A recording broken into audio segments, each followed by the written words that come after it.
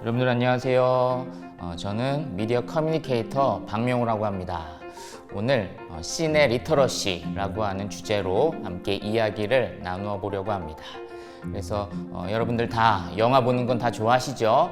물론 이제 코로나 때문에 극장은 많이 못 갈 수도 있지만 집에서 온라인을 통해서 많이 영화를 보시리라고 생각합니다. 그래서 우리가 영화는 많이 보지만 어떻게 하면 영화를 더 깊게 읽을 수 있을지, 그리고 어떻게 해야 더 영화를 더 재미있게 향유하고 즐길 수 있을지에 대한 이야기를 다루는 것이 바로 시네 리터러시인데, 오늘 그 이야기를 이제 재미있게 해드릴 테니까 여러분들 잘 들으시고 영화를 보실 때 적용할 수 있으시면 좋겠습니다. 그래서 저 같은 경우에는 영화를 많이 가르치기도 하고 또 영화에 대한 글을 또 많이 써오기도 했습니다. 그래서 오래전부터 영화 리뷰를 꾸준히 써서 그 내용으로 책을 또 쓰기도 했는데, 그래서 이 내용을 또 강의로 이렇게 여러분들에게 전달해 드릴 테니까 한번 잘 들으시면 좋을 것 같습니다. 네, 그러면 바로 시작하도록 하겠습니다. 그래서 시네 리터러시 이 강의를 들으면 어떤 점이 좋은지에 대해서 먼저 이야기를 해드리도록 하겠습니다. 첫 번째는 요즘에 이제 1,000만 관객의 영화가 계속 나타나고 있는데, 이런 시대에 감상자들이 더 주체적인 영화 감상자가 될 수 있고요. 두 번째로 영화라고 하는 이 대중예술을 더 깊게 이제 향유할 수 있는 그런 장점이 있습니다. 뿐만이 아니라 이제 영화 안에는 예술적인 요소뿐만이 아니라 다양한 인문학적인 요소도 많이 담겨 있죠. 그래서 영화를 통해서 다양한 인문학적 생각을 키울 수도 있습니다.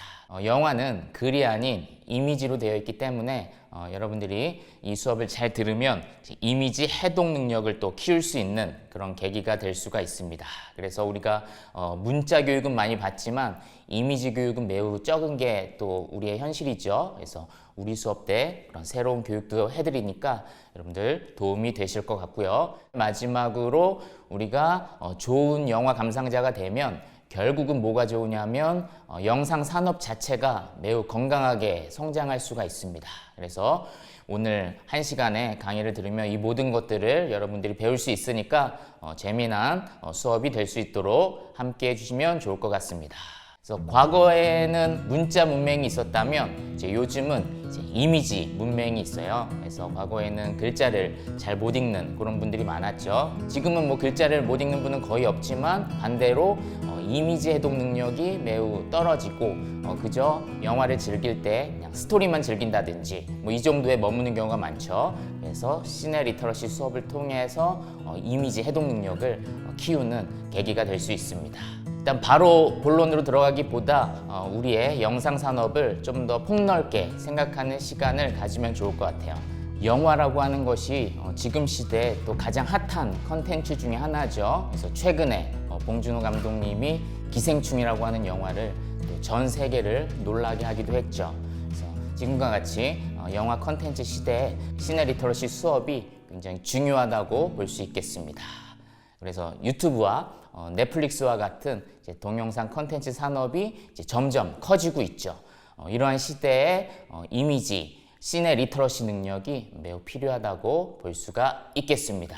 그래서 시네 리터러시 이야기를 어떻게 하면 재밌게 할 수 있을까 고민을 하다가 2020 무비 트렌드에 대해서 제가 3개의 키워드를 뽑아왔습니다.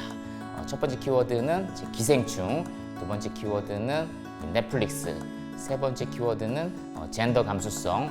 이 3개의 키워드로 우리 동시대 영화 트렌드에 대한 이야기를 해드리도록 하겠습니다. 네, 첫 번째로 기생충을 또 빠뜨릴 수가 없죠.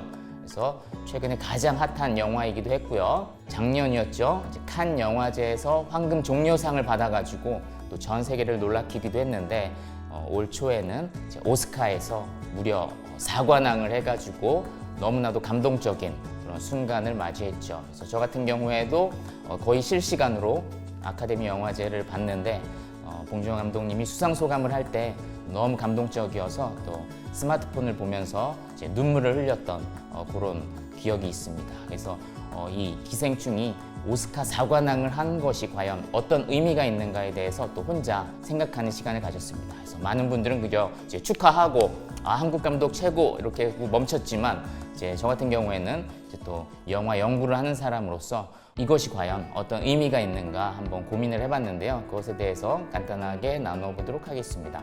일단은 기생충을 계기로 기생충의 오스카 수상을 계기로 이제 한국 영화가 헐리우드까지 더 무대를 확장할 수 있는 계기가 되었죠. 그래서 과거에는 이제 한국이라고 하는 테두리 안에서만 창작을 하고 한국 관객들을 위해서 영화를 만들었다면 이제 앞으로는 더 시장을 넓혀서 전 세계로 그 영역을 확장할 수 있는 그런 계기가 되지 않았나 생각을 하게 됩니다. 일단 두 번째는 이제 한국 영화의 그 수준이 얼마나 이제 뛰어난지를 입증할 수 있는 그런 계기가 된 너무 소중한 시간이었다고 저는 생각을 합니다. 그래서 저는 봉준호 감독을 거의 20년 전부터 좋아하고 또 팬으로서 연구하기도 했는데 이제 항상 느꼈던 것이 우리가 흔히 영화 전공 서적에서 봤던 그런 어떤 거장들의 영화보다 제가 생각할 때는 봉준호 감독님이 너무 영화를 더 잘 만드는 거예요. 그래서 한국 감독이 이렇게 잘 만드는데 왜 알아주질 않지? 이런 고민을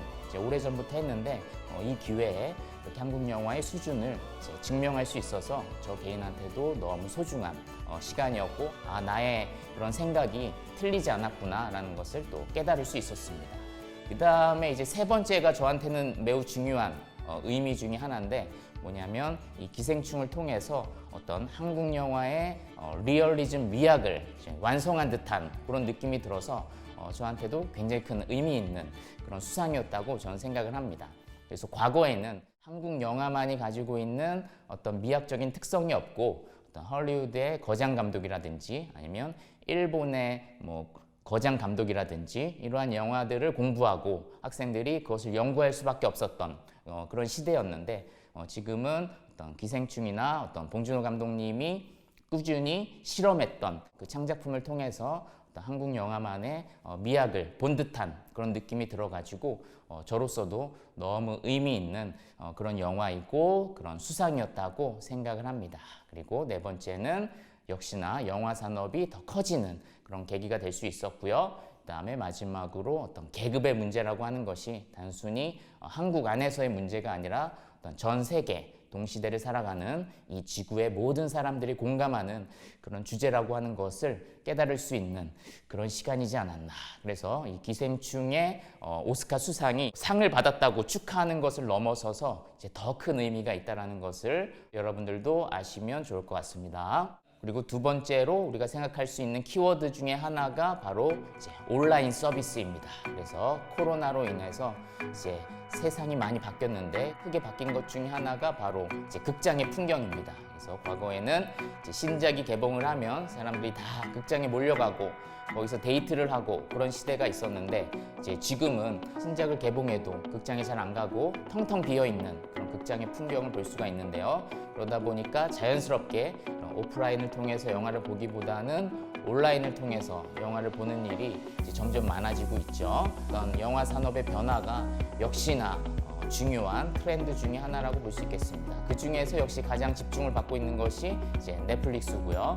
그래서 과거에는 어떤 영화를 온라인에서 개봉한다라는 것이 조금은 사람들이 이상해하고 조금은 익숙치 못하고 또 때로는 비판하는 사람도 있고 그런 일이 있었죠. 그래서 봉준호 감독님 이야기를 또 하게 되는데 그래서 이분이 옥자라고 하는 영화를 이제 넷플릭스 지원작으로 넷플릭스에서 처음 개봉을 할 때 많은 사람들이 또 비판을 하는 사람들도 있었고 또 차별하는 그런 영화제 기관도 있었고 그런 일들이 많이 있었는데 이 코로나로 인해서 온라인 영화 서비스 시장이 더 크게 되었다는 그런 것이 또 현실이라고 볼 수가 있겠습니다.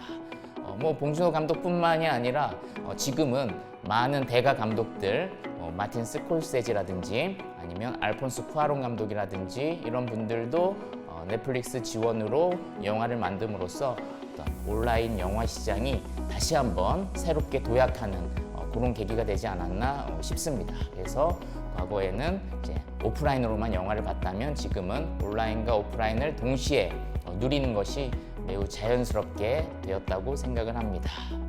다음에 이제 세 번째 트렌드에 대한 이야기를 해보도록 하겠습니다. 그래서 세 번째 키워드는 뭐냐면 바로 이제 젠더 감수성에 대한 이야기입니다. 그래서 너무 큰 개념이기 때문에 그걸 다 이야기할 수는 없고 저는 이제 영화 속 여성 캐릭터에 대한 이야기로 조금 좁혀서 이야기를 해보도록 하겠습니다. 그래서 미투 운동으로 인해서 이러한 문제의식이 더 커지기도 했는데 사실은 이제 영화 안에서의 여성 캐릭터도 여전히 큰 문제이기도 한데 이러한 문제를 가장 처음 제기한 그런 영화 비평가가 있는데 바로 로라 멀비라고 하는 아주 뛰어난 비평가 분이십니다. 그래서 그분이 어떤 이야기를 했냐면 영화에서 통제하는 응시는 항상 남성적이다. 그래서 관객들은 남성 주인공과 시선을 동일시하고 단순히 여성은 어떤 식으로 등장하냐면 에로틱한 볼거리 대상으로만 만든다. 이렇게 당시에 영화 산업에서 여성 캐릭터가 어떻게 등장하는지를 학문적으로 처음으로 제기했던 그런 분이라고 볼 수가 있겠습니다. 실제로 그러한 요소가 많이 있었고요. 그런데 이러한 틀을 깬 아주 소중한 영화가 있는데 바로 이제 델마 루이스죠. 그래서 이 영화에서는 주인공이 두 여성 캐릭터가 등장하는데 이 두 캐릭터는 그동안의 관습, 단순하게 볼거리로서의 여성이라고 하는 그 틀을 벗어나서 이제 주체적으로 삶을 해나가는, 모험하고 창조적으로 삶을 도전해 나아가는 그런 모습으로 보여주는 매우 뛰어난 작품이라고 볼 수 있겠습니다. 그래서 흔히 이제 페미니즘 비평을 할 때 꼭 이제 보게 되는 영화이기도 하고 또 저처럼 또 영화를 만들고 싶어하는 그런 사람들은 어떤 시나리오 작법서로서 어떤 교과서로서 또 이 영화를 굉장히 사랑하기도 합니다. 그래서 이 영화에서 이제 마지막 장면에서 보여주었던 두 여성 캐릭터의 어떤 모험, 이 장면은 굉장한 명장면으로 또 남아있기도 하죠. 그래서 지금의 영화를 좋아하는 많은 영화 감상자들이 그 델마 루이스를 한번 다시 보는 것도 매우 소중한 시간이 되리라고 생각합니다. 과연 영화 속에서 여성 캐릭터를 어떻게 그려야 되는가를 고민할 수 있게 만드는 그런 좋은 영화라고 생각하고요. 사실은 오늘날 현대 영화를 봐도 많이 변한 것을 볼 수가 있어요. 불과 한 5년 사이에 한국 영화에서 여성 캐릭터가 그려지는 모습들이 더 다양해지고 더 창조적으로 변했다는 것을 명확하게 느낄 수 있기도 합니다. 그래서 뭐 최근에 걸캅스라고 하는 영화라든지 코믹 영화인데 굉장히 재미도 있으면서도 여성 캐릭터의 모습을 너무나도 매력적으로 주체적으로 그린 대표적인 영화 중에 하나죠. 그 다음에 또 다른 장르 안녕 나의 소울메이트 역시도 이제 멜로적인 정서, 어떤 휴머니즘 정서가 강한데 이 안에서 보여주는 어떤 여성 캐릭터, 두 여성이 그린 그 스토리 라인이 매우 매력적이고 매우 흥미로운, 영화적으로도 완성도가 높은 그런 영화였습니다. 또 뭐 박찬욱 감독의 아가씨 마찬가지고요. 그래서 남성과 여성의 욕망이 충돌하는데 이제 남성 캐릭터의 욕망은 굉장히 뒤틀려 있고 어그러진 반면 이제 두 여성 캐릭터의 욕망은 매우 솔직하고 매우 주체적으로 그리는 그런 모습을 보여주고 있죠. 그래서 아주 좋은 감독님들이 이러한 젠더에 대한 고민을 많이 해주셔가지고 지금은 더 다양한 그런 영화들이 나오기도 했는데 영화를 좋아하는 모든 분들이 이 주제에 대해서 함께 고민할 수 있으면 좋겠습니다. 기생충 그리고 이제 온라인 서비스 넷플릭스 그리고 젠더 감수성 그래서 2020년 영화 읽기 트렌드로 요 세 개의 키워드를 제가 선정해 보았습니다. 네. 잠깐 여러분들에게 영화 감상 꿀팁을 드리도록 하겠습니다. 그래서 여러분들 영화 많이 보시고 또 가족이나 혹은 학교에서 많은 사람들과 토론하는 그런 시간도 가질 텐데 우리가 영화를 보고 좀 다양한 대화를 하기 위해서 쉽게 접근할 수 있는 그런 질문 몇 가지를 준비했습니다. 첫 번째는 영화에 한번 별점을 줘보시는 것도 좋고요. 그다음에 두 번째로 영화 속에서 공감되는 하나의 인물을 선택해서 이야기를 나눠보면 좋을 것 같고요. 세 번째는 영화에서 기억에 남는 명대사 한번 좀 뽑아보시면 좋을 것 같고요. 그다음 마지막으로 영화는 문자 예술이 아니라 이미지 예술이기 때문에 영화의 명장면에 대해서 가장 기억에 남는 숏에 대해서 한번 생각을 해보고 같이 토론을 해보는 그런 시간을 갖는다면 영화에 대한 감상이 더 풍성해지리라고 생각을 합니다. 그래서 간단하게 영화 감상 꿀팁을 제가 나누어 드렸습니다.